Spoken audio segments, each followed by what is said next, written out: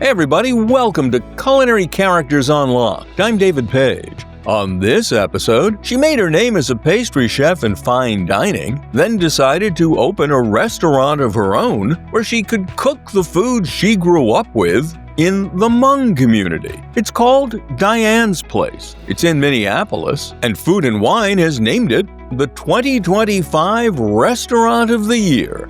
Here's Diane Moua. Chef, how are you? Thanks for joining me. I'm good. Thank you for having me. Well, first off, congratulations on having your place named Food and Wine's 2025 Restaurant of the Year. Thank you. That's a stunning honor. I didn't realize how big it was. It was like, oh, great. This is like great. And then when I came out, I'm like, wow, this is a really big deal. Yeah. Sometimes you get so busy that you don't realize how big it is. And then when it finally came out, I'm like, wow, this is huge. I read that when they told you about it, you asked, what am I on a list of restaurants? Yeah, I said, because when we opened the restaurant, we were almost every best new restaurant, it's like a list of 2 or 3 or 5. So when they told me, I said, hold on. And I was like getting emotional. And I said, hold on, how many people's on the list? And they said, just you.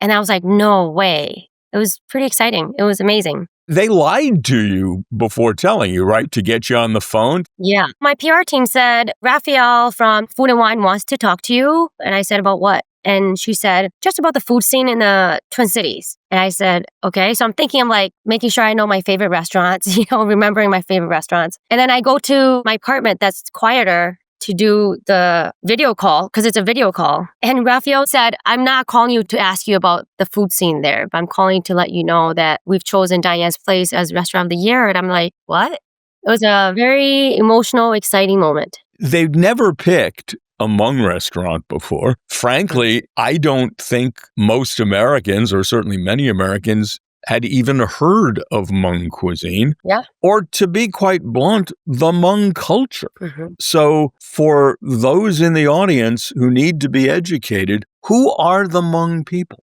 So we do not have a country. We originally originated in China. So my parents are from Laos, and during the war, they fled to Thailand. I would say we're very rich in neighbors from where we're from. So a lot of our food is, you'll see lab, you'll see papaya salad, but, we have our own palate too, like sweet pork. I feel like every single groups of Asians out there have their own variation of sweet pork. But we do have a few dishes that are very authentic to us, like our pork with mustard green, our Hmong pulled pork, lots of pork heavy, I should say, our Hmong sausage, so certain flavors are very us, but most of it is from the countries of where we live. Growing up, my mom would make papaya Lao style. As she got older, she likes Thai. Our variation that we do there is a variation of what I've seen in the Hmong community growing up in the sweet pork. I want to get to the food in a bit, but let's talk about the Hmong community. The largest Hmong community in the United States is Minneapolis. Yes. Thousands of Hmong were resettled there. And for anyone who does not know, the Hmong were involved in aiding the United States forces in the Vietnam War and then dispersed. Your parents came here when? 1982. They came here from camp in Thailand, but they came here not knowing any English. Hence the restaurant named Diane's Place. The people that sponsored my mom and dad named me. So that's why the restaurant is kind of going back to my roots of remembering who I am. Now, your parents were settled in where? You grew up in Wisconsin? Providence, Rhode Island. So I was born in Providence, Rhode Island. I didn't realize that. Okay, tell me the story. Your parents are settled in Providence, Rhode Island. You were born in Providence. Yeah. My mom was pregnant with me. They arrived in March 1982. I was born in October. They were very lucky. My dad said he found a job within a month. And from there, my dad, they worked 2 jobs. And in between, we had family watching us. It got to a point it was very overwhelming. So my dad worked 1 job and my mom, she went to school, so she knew a little bit more English. So she held 2 jobs. And so growing up, my parents just always worked so hard. My dad is when we moved here, it was a church that sponsored us. So we grew up, we went to Catholic school. We were Catholics. But the church that we went to, they didn't tell us that we just needed to be Catholics. They said, you still have to believe in what you believe in. So we still did the traditional, where we do the hupli, where we still call the spirits back yearly. My dad was still very in touch with it, but even though we went to church. But when my grandma and grandpa from my mom's side moved here to the U.S., yes. He's like, no, you guys have to revert back to shamanism. And then so we did revert back, but it was a great experience to go to church. I mean, I love going to church with my dad. I think everybody hated going to church, but I love going to church because he bribed me of taking me to the store afterwards. But I'm really glad we went through that. And now, my parents are very traditional. And so the Hmong community is like, you have a lot of people right now that go to church, a lot of people that still practice the shaman ways. And I'm in the middle. I believe in both. You talk about the Hmong community. You grew up deep inside an ethnic community that had been transplanted to the U.S. You were in Rhode Island, then you went to Wisconsin? Yes. How'd you get to the Midwest? So our clan leader moved from Rhode Island. We went to Rhode Island because that's where he lived. He came and fled there. But, we stay in groups. All the family stays together. So when my grandpa moved to Wisconsin, they moved to La Crosse, Wisconsin. My mom and dad always wanted a farm, and they found a farm in Junction City. And we moved there in the 90s, and they still live there to this day. Being raised in a Hmong family, I was raised very traditional. My job was to cook and clean, take care of the family. I was married very young. I was married when I was 16. I was married for 18 years, and it was like I was married to a very traditional family. So I did all the traditional ways of what the Hmong life is. But, we're evolving. It's not a light switch. It was very hard for my parents, too, when we lived on the farm. I got married when I was 16. I can't imagine what my mom was going through because I have a daughter who's 20, and I can't imagine if she got married if she was 16. But it was the belief of like your daughter back in the day, you're getting married when you're 12, 11, 13. I was 16. But I didn't live with my mom and dad that long at all. Being able to go through all of these, it was like the first generation of pains, growing pains. It's a long jump from child bride in a traditional concept to very successful business owner making your own way. How did you get into the world of culinary? Well, when I got married young, my mother-in-law worked at these sushi kiosks. I'm not sure if you remember Byerly's back in the day. Byerly's. I remember, I'm going to tell you about Byerly's. When I moved to Minnesota, we spent 10 or 12 years in Minnesota, came from the East Coast. Our real estate agent felt compelled to try to impress us with the accoutrements of the part of town she was trying to get us to live in. And she was all excited about Byerly's upscale grocery store because it had carpeting. Yes. And she thought a carpeted grocery store was going to impress these expat New Yorkers with its upscaleness. Did it impress you? It was fine. What impressed me more was the system they had where when you check out, they put your food in a basket with a number and then you drive around and they put it in your car. I thought that was the coolest thing. Yes. So what I'm inferring here is that when you got married, you ended up in the Twin Cities. Yes. I got married. I ended up in the Twin Cities. Okay. And then you went to Byerly's. And what happened? I went to Byerly's, and this was like one of the most upscale grocery store I've ever seen in my whole life. Yes. There's carpet, the bakery section, all these, they had like the fake cake display. And I fell in love. I'm like, all right, this is what I want to do. I want to make wedding cakes for a living. Because you saw them at the supermarket with carpeting? Yep.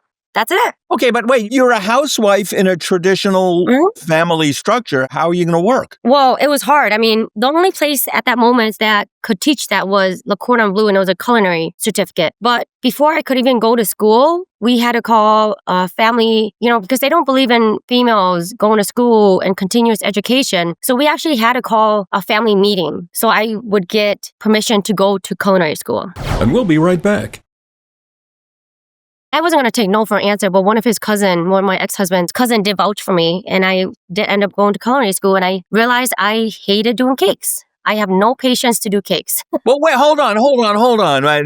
You're famous for your baking. Baking is different from wedding cakes. I wanted to go to school to do like all these tedious, beautiful wedding cakes. And I came out, I love simple cakes. You're going to eat it. You just want to look at it. It looks great. You're going to eat it. Like all these fake flowers and stuff. It's like you're spending money for something that's going to go in the trash. I like to look at it. I like to be able to eat it, Right. So from there, I had to finish my internship. I wasn't just going to fail. So I'm like, all right, I'm in this. I have to finish this. And then I got introduced to fine dining through one of the teachers, and I was blown away. It was like walking to Byerly's, but this was like I worked at La Balvie, was a fine dining restaurant in Stillwater. And a locally famous chef, Tim McKee. Tim McKee, he was the first chef to win the Best Chef Midwest, the James Beard Award. You interned with him? I interned there, and I'm still close to all of them. I'm still close to Tim. He's a great mentor. The guys I worked with, they're like my brothers from another mother. We all still stay in touch. Did he hire you eventually? He didn't have any position for me, but they directed me to work with a pastry chef in town, and which I did. But then less than 6 months, the pastry chef I worked with actually left to work with Timmy Key to open a new restaurant of his. And then I followed her. So I was with Timmy Key for 12 years. Wow. And then when Gavin Kaysen moved in town, another culinary legend in the Yes. Twin Cities. then I moved to work with Gavin for 7.5 years. Okay, and all of this was in pastry. All of this was in pastries. I, was doing plated desserts to opening a bakery to opening Demi, which was a fine dining restaurant, to here I am having my own restaurant. Okay, you're you're doing pastry. Mhm. Then you're going home at night and cooking traditional. Savory food. You bake all day. You don't want to go home and bake anymore. When I go home, I'm making box brownies, which is really good. I don't care what anybody says. But it was like going home and realizing that what makes me happy was like comfort food. My family lives in Wisconsin. I don't see them much because I work a lot. And it was one thing that gave me happiness was eating Hmong food. And I said, you know what? I'm going to take a chance and do Hmong food and pastry. And in the beginning, a lot of people were like, how does the two go together? And we were very strategic. But that's why we opened brunch first, because you have the pastry part, you have some savory where you can, you have breakfast sandwiches, and then you can have some savory entrees that are Hmong. Let me just stop there and back up for 1 second. You're working for Gavin Kaysen in pastry, and increasingly you're thinking, I want to open my own place. Not to get personal, had your marriage ended at this point? Yes, my marriage ended, and it was actually really hard before I was going to go through the divorce, I actually talked to Gavin and a few really top managers, and I just said, I'm really afraid to go through this divorce because I really think I'm really good at my job because I hated being at home. Besides going home to see my kids, I love working because I didn't want to go home. It was like a very traditional, it was a lot. I was like raising 2 kids, going home to be a wife, to be a daughter-in-law. Like I had to cook, I had to clean on top of working a 12, 14-hour day. So I was really afraid to go through with this divorce because I'm like, what if I'm only good because I hated being at home? And everyone's like, that's not true. That's not possible. You're going to be fine. And so after my divorce, after 18 years of being married, I was really scared. I was scared of me failing as a pastry chef. I was afraid that my work ethics would change. I was afraid that I wouldn't be as creative. So a lot of things that actually scared me. And a year in, 2 years in after being divorced, I'm still like scared of, am I going to lose this? Am I going to think differently? So how did you get the guts to try to open your own restaurant? I just kept pushing. It's very evolving. At first, it's like, okay, it's going to be a bakery with Southeast Asian flavors. And then it was going to be a cafe, daytime only, 5 days a week. And it was evolving until I got the space. And I've always wanted an event space. I've always wanted to do catering. So when I found the space after 3 years of saying, I'm going to do this, I finally found a space, a 65-seat restaurant with an event space. I'm like, this is it. I don't want to get too personal, but how'd you raise the money? When I was going to open the restaurant, I had $1,200 in my savings. When you talk about living paycheck to paycheck, I had quit my job and I was living off my credit cards and $1,200 cash in my savings with 2 adult kids. I was able to find the space, and my landlord, he's amazing. He didn't do any financial background checks on me. He knew about who I was. We talked about the lease. We signed the lease, but the event space, I learned a lot. I talked to a lot of people, and they said, you got to get your key people in line. So I had both my kids who worked for free to help me events. I had my general manager who works for me now. I said, Heather, what do you need to get by? Like, what do you need monthly to pay your bills until we get this restaurant going? And so we came up with amount. So my job was to make sure I paid my rent, she paid her rent, and make sure that I have a house over my kids and I's head. Did you start out doing events? We started doing events because the event space was there. Yep. So the event space, so it was just Heather managing the floor. I was doing the food. My kids were serving. My son was doing dishes. While all of this, still getting the bank loan, going through the construction stuff, we were able to come up with the capital to get the loan to open the restaurant.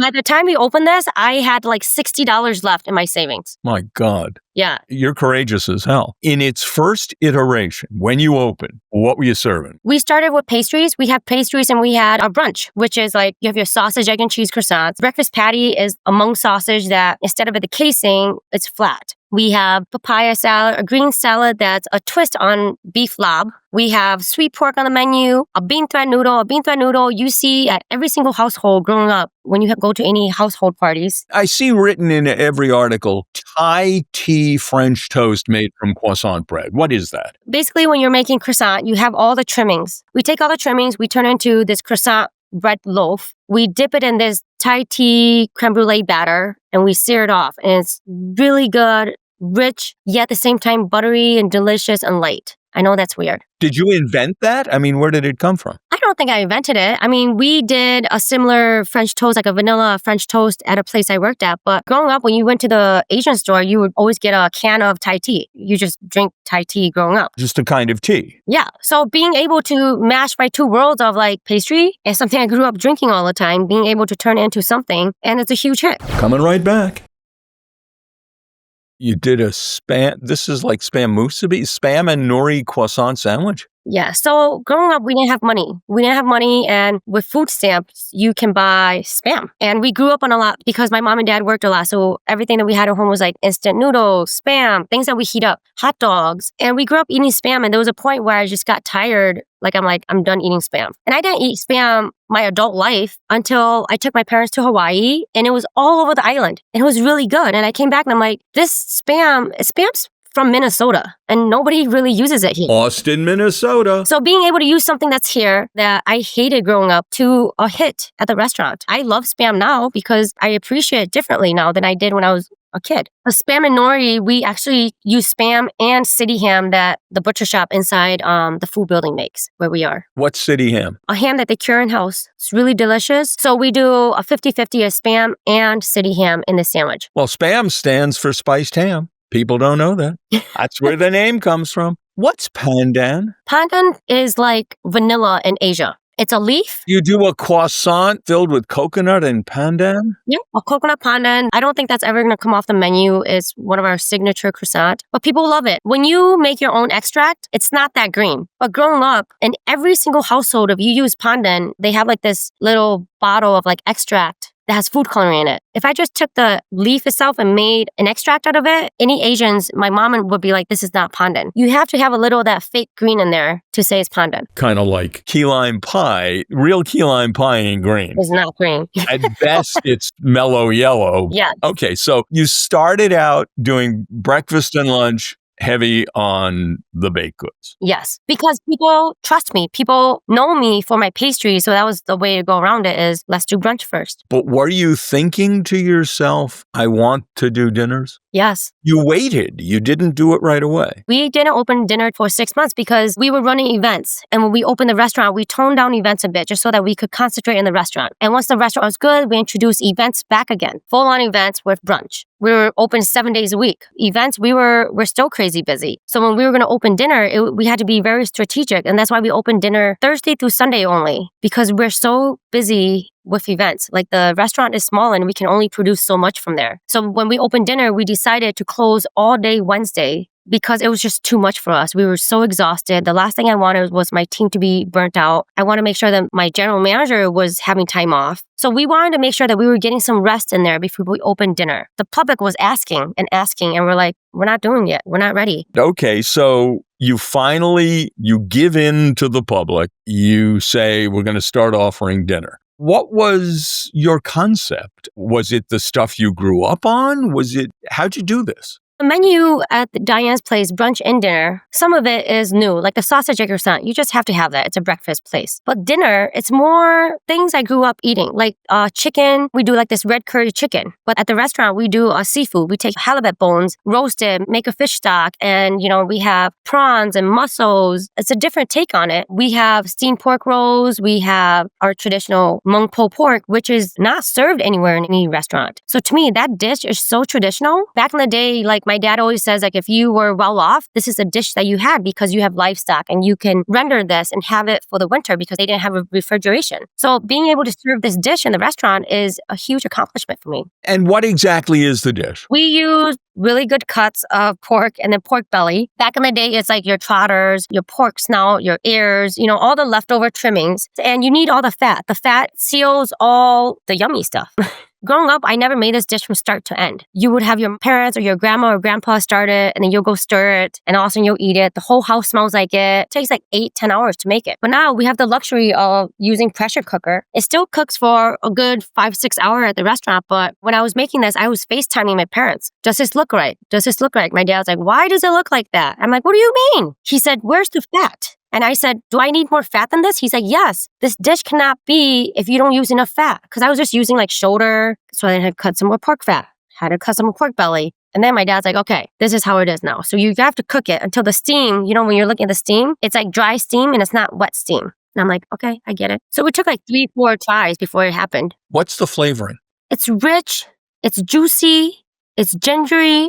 There's lemongrass in there and garlic. And you eat this with a little rice because, it's fatty. So you take the rice and it cuts it with a little Hmong hot sauce. And that's the acid from it. You kind of threw away the term Hmong hot sauce. Hot sauce is a big deal in Hmong cuisine, right? Hot sauce is huge. You go to any Hmong house and you'll see hot sauce. Made from scratch from pepper. Yep, just Thai pepper, garlic, lime juice, MSG, fish sauce. That's it. Really simple. This dish goes with rice. There are a number of dishes you make noodles for, correct? Yeah. I mean, we have, I would say rice and noodles 50-50, but this dish comes with, when we were making it, this Hmong guy I hired from Michigan, and his mom had passed, but he said growing up, his mom always made it with sour bamboo on top. And I said, really? I've never had it like that. He said, really? This is how me and my family, we grew up eating it. We had this pulled pork with like pickled bamboo on top. And I was like, oh, that makes sense because the acid cuts the fat. And so at the restaurant, we do make some sour bamboo and we top the pulled pork with it. How do you make sour? First of all, where do you buy bamboo? A lot of my family owns land in South Carolina. So there's 2 families that I buy all my bamboo from. You can raise bamboo in South Carolina? I guess you can, sure. Yeah. It's the low country. Yeah, so it's young bamboo and we don't have young bamboo here anywhere. You pickle it? Yeah.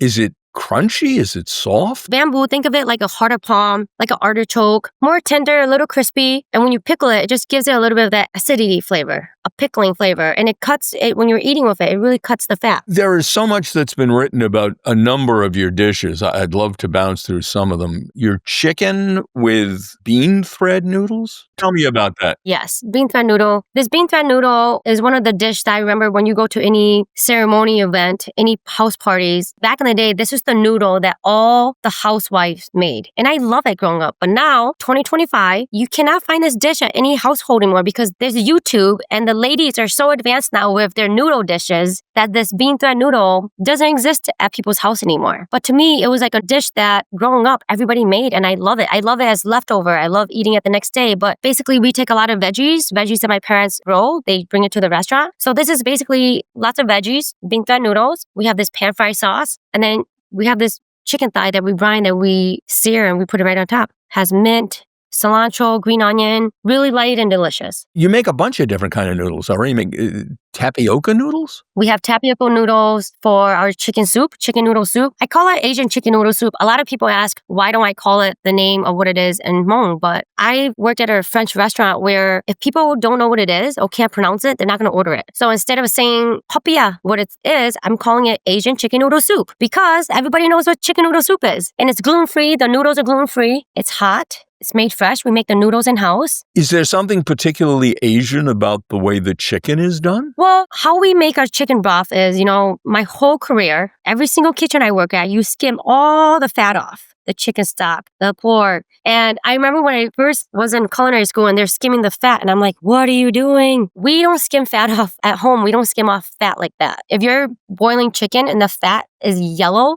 that is healthy and that is going to be really good. At the restaurant, we keep all the fat. If it's really, really fatty, you'll skim a little off, but you need that umami flavor from the fat. But we're afraid of fat. Fat's supposedly bad for us somehow. But you're not eating like a spoonful. You're just having a little bit to give it that umami flavor. Food's become something to be afraid of in some respect, hasn't it? I mean, I can eat this, I can't eat that. It's perception and how people want to live. And my thing is, we just have to eat in moderation, right? You're not eating this every day. Like a croissant. I can eat one every day, but I choose not to. So I have one once a week. Yeah, but they're awful good. Yeah, they're so good, especially when they come out of the oven. What's the secret to a good croissant? Butter and the process of how you make it. The folds, making sure you're doing it correctly, not overworking your dough so your dough is not tough. So many factors. Was it a writer from the Times? Some writer went nuts over your mini scallion croissants. What are those? So we take croissant and we make this green scallion puree. Like think of cinnamon roll, but you have this scallion paste and then you put it in between this flat sheet of croissant and then you roll it like a croissant. Ooh. And then you cut it. And so we sell a big one like this in the restaurant. And then for dinner, we have mini versions. I didn't grow up eating bread. We grew up eating rice. But because of my pastry background, I'm like, I think we should serve mini croissant rolls at dinner. And it's been a huge hit. Sounds fantastic. What are you doing with and I'll pronounce this, I guess you pronounce it lob. Love. In some Thai restaurants, I've seen it pronounced with an R, larb. Yeah. What is it and how are you doing it differently? I think of it as Asian beef tartare. That's how I see beef lob. You can have it cooked or you can have it raw. In the restaurant and during brunch, we make a vinaigrette that is basically the dressing of what you normally would put in lob. And we toss the greens and some beef in there. And this salad is we call it beef salad, but it's our beef salad lob. Think of lemon, rice powder, shallots, garlic, fish sauce. And you're doing a carpaccio, right? For brunch, we do a salad. For dinner, we do a carpaccio. So we slice the beef really thin. We sear the beef. We put the scallion marinade on top of it. We freeze it into little logs. And then we slice it really, really thin. And then we put like this rice powder, lime, vinaigrette on top. The herbs. If you're having lob, you have to have herbs. It's topped with all herbs. We pair it up with these butter scarlet lettuce where you can make your own little lettuce wraps out of it. It's really light and delicious. How much of what you do is what you would have eaten at home? And how much are you using that inspiration to stretch the cuisine?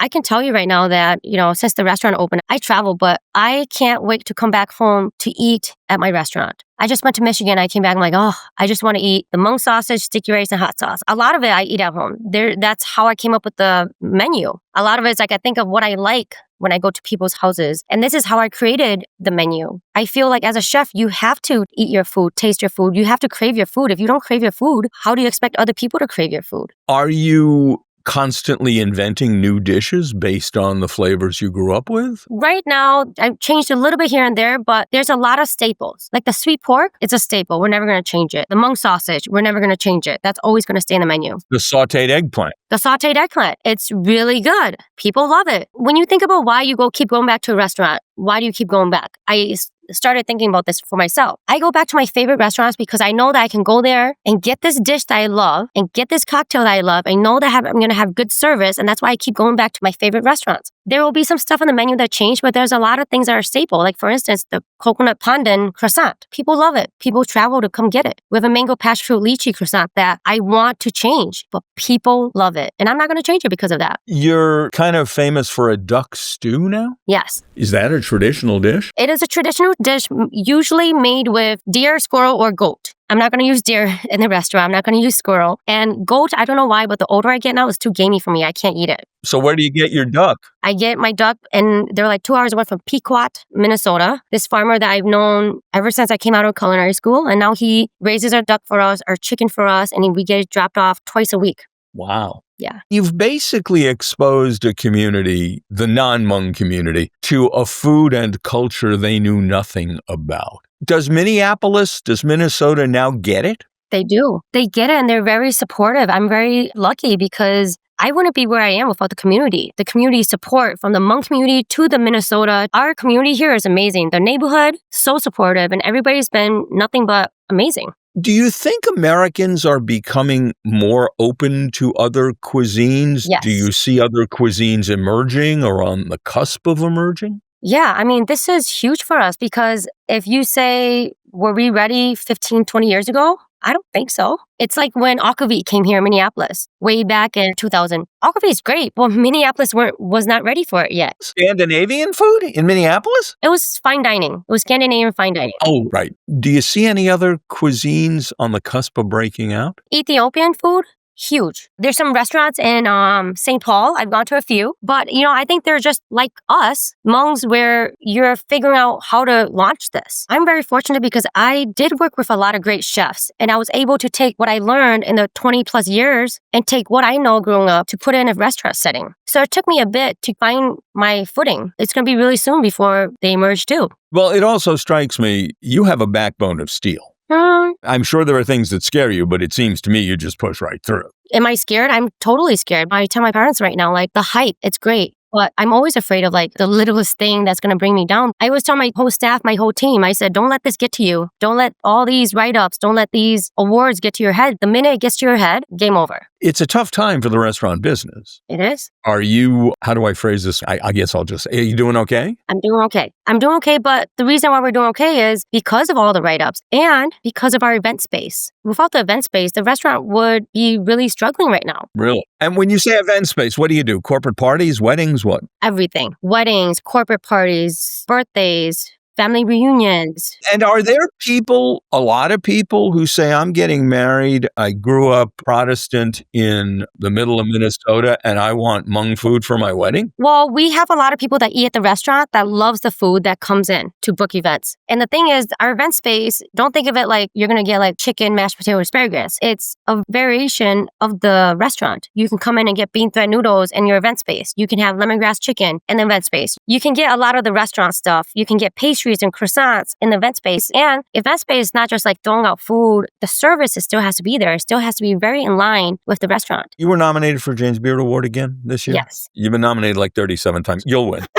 You were there. You heard the speeches. Immigration and the political situation in the country was a big deal. Yeah. Given the degree to which immigrants or children of immigrants play such a big role in the culinary world. Mm-hmm. Have any thoughts? As a restaurant owner, as a child of immigrants, the hardest working people out there are immigrants. It's the people that work for me that they don't even put themselves first. I'm going to work hard so I can send money to my family. I mean, I work hard because I want to take care of my mom and dad. What they believe, what they stand for is sometimes we don't realize how good we have it. They're the hardest working people and I stand by them. What about business plans going forward? You talk to a successful restaurateur and half of them say, I'm going to open another restaurant. What do you see ahead? It's so crazy. I actually told my PR team, I said, I'm done for a little bit because it's just been so busy. And I feel like I love being on the floor. I love being in the restaurant. I just have not been because I'm like 5 days behind on my emails. The event space is busy. And right now it's like, you know what? I just need to absorb all of this, do events, and we'll see what's next. People are like, are you going to open another restaurant? I'm like, no. I love working hard, but this is a lot for me. Well, you're just doing such great things.